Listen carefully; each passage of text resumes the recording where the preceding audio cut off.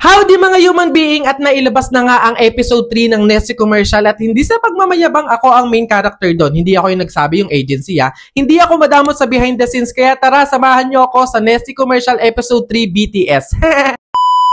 Nagulat talaga ako kasi meron akong pa-wig reveal. Siyempre sa mga naging character ko sa Nessie Commercial, nasanay ako na lagi akong bata na nakakap. Tapos ngayon sa episode na to, meron akong pa-wig reveal. So nahihiya pa ako na kinakabahan na ewan. At least dito nagkaroon kami ng workshop kung ano yung magiging effect, shot, or angle sa scene na to. A lot! I love it a lot! God O, diba? Hindi naman halatang hiyang-hiya si itself. Then, ayan, shooting day and ayan yung susuotin ko sa episode 3 ng Nessie Commercial. As usual, lagi namang batang maasim lang na naka-short, na naka-jersey, ganun lang siya. Tapos, ayan, kinakabit na yung wig ko. Kailangan matibay yung pagkakadikit niyan kasi hangin effect pa, fly away yung mangyayari. So, dapat hindi siya maaalis. Sanay naman akong mag-wig gawa ng nagiging content ko. Pero iba to, human hair. So, sana akin na lang. Charis. Ayun, arte-arte lang siya dyan. Deep inside, gandang-ganda siya sa wig na gusto niyang hingiin. Kung hindi, nakawi na lang. Tawang-tawa ko dito kasi parang may kamukha akong santo. Papa G. Chares! Ayan, tinawag na kaming mga talent kasi ready na yung set. Ito yung magiging bahay namin sa Nessie Commercial episode 3. At ayan na nga si itself na kunwari kinakabahan na nahihiya. Pero ayan, ganda-gandahan lang siya dyan. Pil na yung wig. Bago lang kasi sa kanya yan. Kaya go, nalubosin mo na yan. Dapat ano siya, malambot siya. Asan na si Asan na si Bobot? Siyempre, sila pa din ang pamilya ko sa episode na to. Si Miss Lottie, Daddy Robbie, and Mommy Dorinil.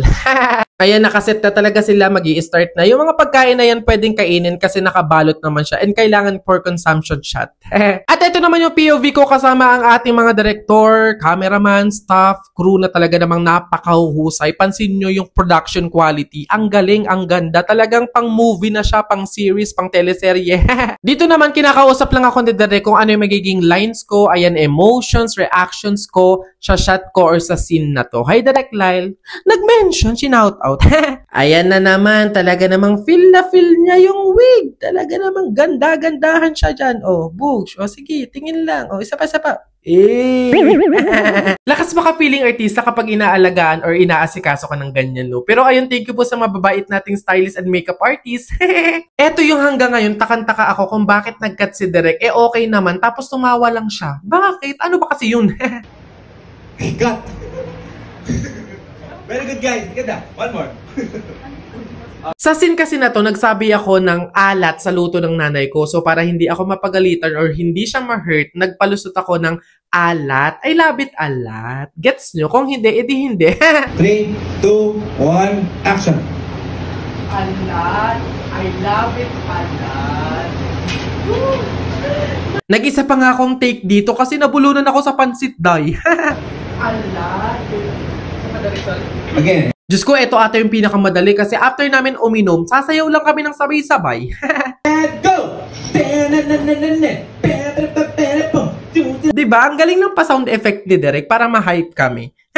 Hindi ko na masyadong i-explain, basta ito yung time na inalis mo na yung wig ko kasi magkakaroon ng iba pang scene or shot. Sinama ko lang yung clip na to kasi ang pogi ko lang dito. Yun lang yun. Sa gilid.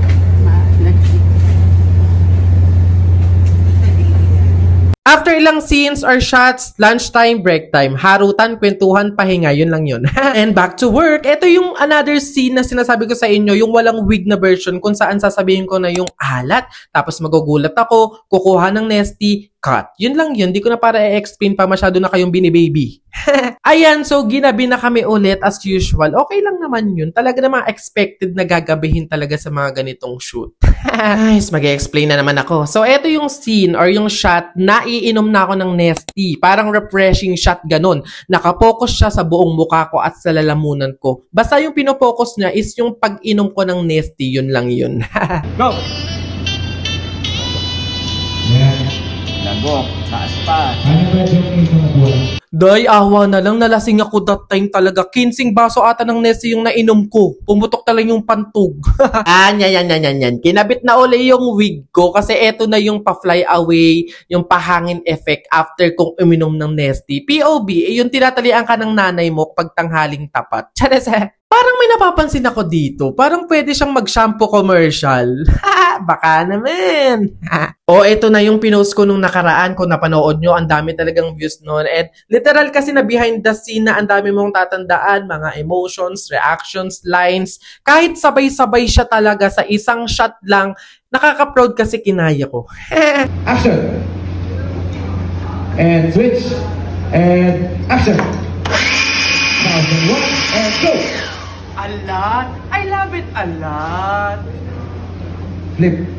Yun. Got And that's a wrap! Nakakapagod pero masaya po ang commercial. Madami kang may explore, may experience at makakatrabaho. Sana na-entertain kayo sa short vlog na to, sa behind the scenes na to. More TV commercial to us. Don't forget to watch my other video content and follow my other social media account. Send and receive good vibes!